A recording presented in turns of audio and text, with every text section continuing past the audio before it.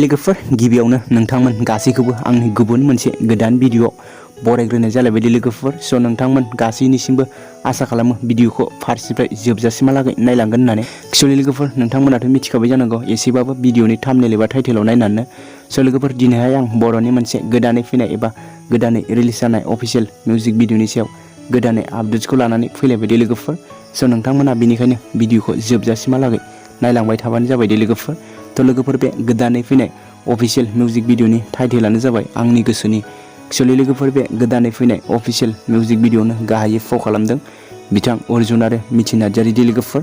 आरो लोगोफोर बे अफिशियेल मिउजिक भिडिअनिनो मेथाइखौ रोजाबनानै होदों बिथां मिथि नार्जारियानो लोगोफोर। आरोबाव लोगोफोर बे अफिशियेल मिउजिक भिडिअनि कनसेप्ट आरो डिरेक्सनखौ बिथां मेलेन नार्जारिया खालामदों लोगोफोर। लोगोसेबाव रिलिक्सखौ बिथां रिमाल दैमारियानो खालामनाय जादोंमोन लोगोफोर। स' लोगोफोर बे अफिशियेल मिउजिक भिडिअआ गुबैयै मोनसे बर'नि रमान्टिक मिउजिक भिडिअखौ लानानै बानायनाय जादों लोगोफोर।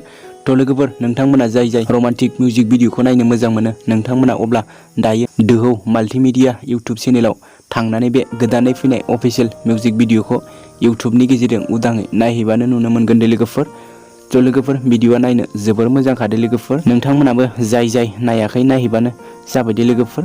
थ' लोगोफोर बिदिब्ला दिनैनि सर्ट आपडेट्स भिडिअआ बेखिनियानो मोनदों लोगोफोर। ओमफ्राय लोगोफोर नोंथांमोना सोरबाफोर दासिमबो चेनेलाव गोदानै फैदोंब्ला अननानै चेनेलखौ साबस्क्राइब लाइक शेयार कमेन्ट खालामनानै होलांबानो जाबाय लोगोफोर। थ' लोगोफोर बिदिनो बर'नि गोदान फैनाय एबा फैनो गोनां आरो बर' सावथुननि बागै आपडेट्सखौ मोनबाय थानो थाखाय नोंथांमोना चेनेलखौ साबस्क्राइब खालामनानै होलांबानो जाबाय लोगोफोर। थ' लोगोफोर बिदिब्ला नेक्स्ट भिडिअआव लोगो मोनफिनगोन। Thank you for watching. Bye bye.